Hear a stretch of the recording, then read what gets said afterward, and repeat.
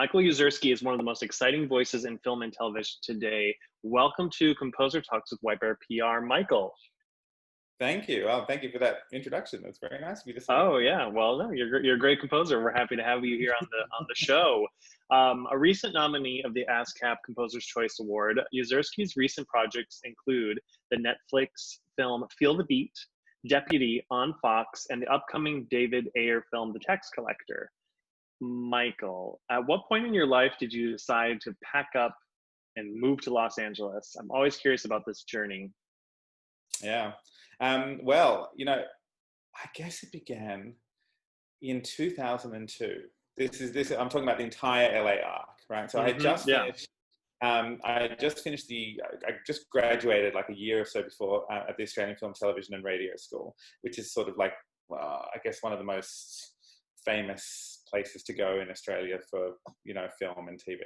So, and then a couple of months later, I won this award that allowed me, thanks to APRA, which allowed me to attend the ASCAP film scoring workshop in 2002. Showing my age, it was like 18 years ago, oh my God. And so the thing is, like, I got to LA and I did the workshop and I realized I loved it. I loved everything about it. I was like, wow, this is a town that's like devoted to film and film scoring. And this is what I'm passionate about. This is what I love. And in my mind, I was like, well, how do I get here one day? How do I actually, decide, I don't just want to be here for a month, for 4 weeks. How do I make my life here? But inevitably things happen. And then, like career and things and family. And then you can't just pack up and move. So what I decided to do is just to focus on my career in Australia.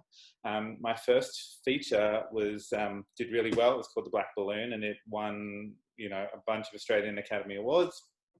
And so I was focused on Australia for a while, but there was still this thing niggling in the back of my mind. It was like, I'm going to do LA. I'm going to do LA. And there came a time it's almost 6 years ago now where my wife and I just decided, like, if we're going to do it, we're going to do it now or we'll never do it. And here we are 6 years later, living here. That's incredible. Yeah, I'm sure a lot of people dream of moving to Los Angeles, and you actually did it. So congratulations. First of all, that's a big feat. That's a big move. So that's excellent. And I'm glad that you made the jump. Are you loving Los Angeles? How are you feeling about it? Well, look, we've always loved Los Angeles, both my wife and I, and we're absolutely thrilled to be here, despite the how hard obviously it's being hit right now, by the current situation, Right. But we're very happy here. Our daughter was born here; she's 2 now, so LA is home. Good. What is the film industry like in Australia? What are some similarities and differences you could say? I think Australia is the best possible training ground for a life in film, probably anywhere in the world, because the thing is, it's a small industry. And so what that means is, to survive in Australia, you have to be able to do pretty much everything. You can't be pigeonholed as just like a comedy composer or an action composer or a drama composer or a horror composer. If you want to actually make a living, you really have to be able to do it all, because you're going to get a call one day and it's like, oh well, I know that I worked with you last year, but this is a horror film and last year it was a comedy, so we're not sure you can do it again. Nah, you can never be on that side of the conversation. You have to be like, well, hey, I can do it, I've done it before. So so that when you actually come to LA, I think, and you don't see this with composers, I think you see this with Australian technicians of all stripes, like particularly cinematographers. Australia's famous for its cinematographers, and they come here with this sort of breadth of experience and knowledge, having shot everything from ads to all the types of films that I described. So it's a small industry, but it's a fantastic training ground. That's great. I would love to go to Australia. I've never been, so yeah. not to train in film, but everyone thinks like, oh my God, it's so far on the plane, but it's like it's just like London and an extra hour or something on the plane. So once the planes take off again and you're allowed to fly, come to Australia. Yeah, I would gladly. Now, how you've worked with David Ayer on a few projects now. I'm just curious, how did you come to meet him and end up working with him? So a good friend of mine and an amazing music editor, Brian Lawson, was working with David on this current film. And he mentioned to me that David was looking for a particular sound on the film. He didn't quite know what it was or how to explain it, but he had a couple of references, and the references were actually songs. They weren't score. So it was proving a little bit tricky, I think, to sort of nail down what it was in that music that he was responding to.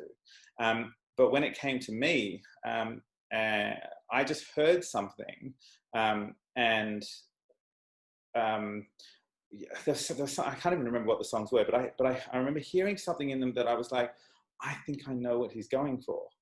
And it was sort of different. It was like a film score, but not really. It sort of had elements of song, elements of vocal, a really sort of humanistic touch to the music. It wasn't just like, we just want strings or electronic beats or whatever. We want something that's sort of infused with humanity. And that's what I heard.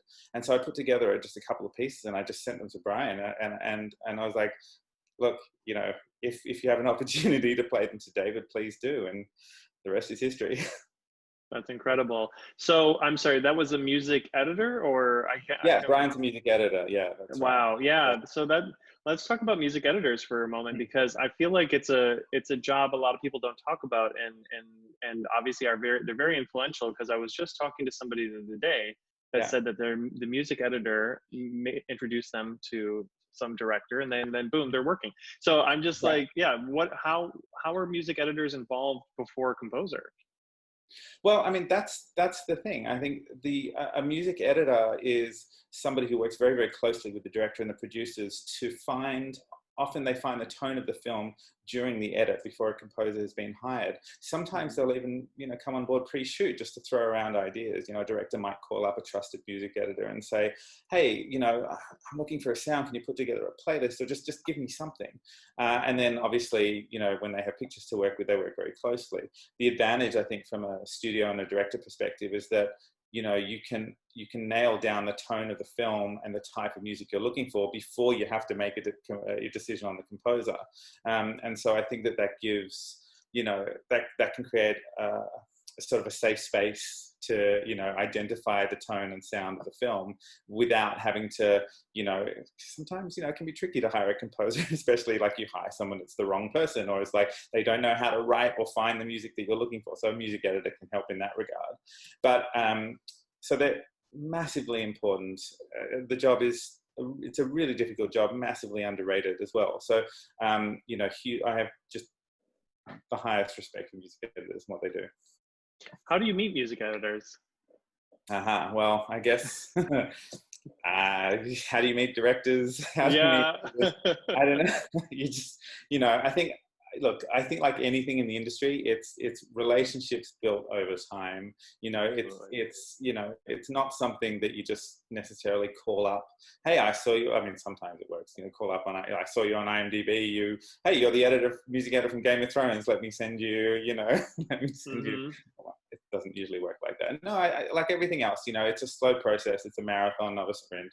And so, hopefully over time, you build these relationships and you get into sort of positions of trust with not just music editors, let's say picture editors, or directors and producers, whereby they know what you do, they know that your music, they know your sound, and they know the breadth of your abilities. Yeah, and it's a frequent thing that I recommend to people, is to not dismiss post-production professionals, because frequently I find young career-driven composers are just like, I need to meet directors. And I'm like, well, there's actually a whole chain of people that you can talk to that will get you in the door, but they're very narrow-minded and who is able to help them. I mean, and look, often the case is that, you might have a fantastic relationship with the director, and you've gone out and you've met a director at the film festival. The director gets a big break, on a massive studio film, and then suddenly it's like, well, the studio says no, or the producer says no, or whatever. Like there are so many potential hurdles to jump through as a composer that I just don't think that you can sort of underestimate the value of meeting and knowing and having great relationships with as many people as possible. Yeah, well, and obviously it worked out great for you. So you're connected to an amazing filmmaker, David Ayer. And you mentioned that he gave you kind of direction or songs for this film, The Tax Collector, and you were able to knock it out of the park. Can you talk about the juxtaposition of scoring this kind of more, like you said, emotionally heart-driven music versus kind of the violent action of the film? Yeah, I think that was the key, and I think that was perhaps why there was I don't want to say trouble finding someone, but I think there was a slight delay in finding the right person, I think, for this film. And I think because the tendency would be to score a film like this in a way that's very sort of gritty and dark and just hard edged. And there is a little bit of that in the score. But to me, the heart of the score of this film is warmth and tenderness, and it has this kind of through line of thematically of family and protection of family, and you would do anything for family. And that's what I think that's where the heart of the score is for me. It's like the score is the family element of the film. So and that's kind of in stark opposition to the dark action on screen at certain times. In my mind, though, that's the perfect way of scoring. Because I just think, if something's already on the screen, you don't really want to repeat it in the score because it's just redundant information. If you've got action on the screen, sometimes you need action music or beats to propel it. And sometimes, it can actually work to have something else. And it's like, well, we already have that. We already have the anxiety and the tension. It's all there, to a degree that's sufficient for the director and the producers, but perhaps we could try a different angle. Perhaps we could add some other kind of information to the theatrical experience. Yeah, absolutely. One thing that I've noticed is people that work in horror films that have to watch a horrible scene over and over just to score it. And I'm curious about in kind of more action and violent films where you're having to score these kind of these scenes over and over. Does it ever get disturbing, or are you able to disconnect and focus on the music? Like how do you do that? I personally, I can't. Like, I couldn't watch it over and over and over. Well, I mean, yeah, it sort of anesthetizes you to it. You become a little bit immune. There's a couple of things that I've worked on in my career where I actually couldn't watch the scenes.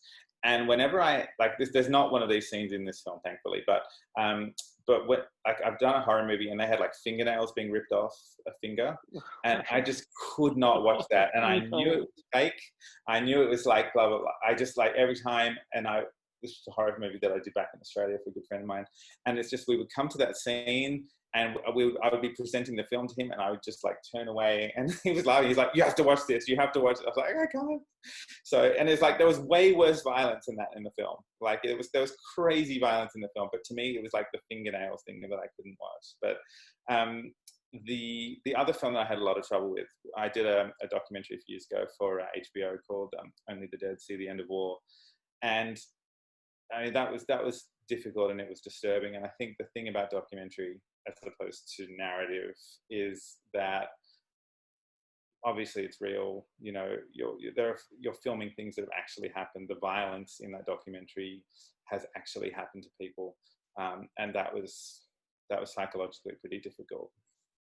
Yeah. Well, you gotta find, because music is the way to cope. Just get it out through the notes. As much as you can, yeah. Right. Now, you were nominated for a ASCAP Composer Choice Award earlier this year. What was that like to be recognized by your peers? Oh, fantastic. I was sort of surprised. I mean, I got the email and I rang my agent. I was like, have they made a mistake? Is this, I was like, because I always just feel like someone's actually heard of me. That's amazing. You always want the music to speak, and you always want the music to reach people. And I think that, it is a hard industry. And I think whenever you get these kind of accolades and whenever you're noticed, it's just really gratifying. Yeah, of course. Now, your wife is also a composer, I remember. Do you guys ever work together? Or do you ever like bounce ideas off each other, or what is that like? Well, she's fantastic. I mean, she's got it. Yeah, she definitely has a background in composition. That's actually how we met. In Sydney, she was a young composer, and we were just you know, throwing ideas around and hashing things out. And she's still my best critic. You know, I play stuff to her before I send it to directors. I'm like, what do you think of this? And she's like, most of the time she's like, you can do better. So, which is good. You know, sometimes I need a kick in the butt.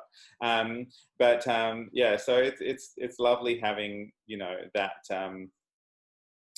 sort of extra line of criticism, you know, before the music goes out the door, especially now when we're all so isolated and you're in this, you know, it's like, who do you have to bounce off? Like, who can you know, it's not like we're allowed into our, you know, sort of composer compounds where we, you know, with composers all around us go, hey, come in and listen to this. We can't do that right now. So, you know, yeah, no, it's great to have her.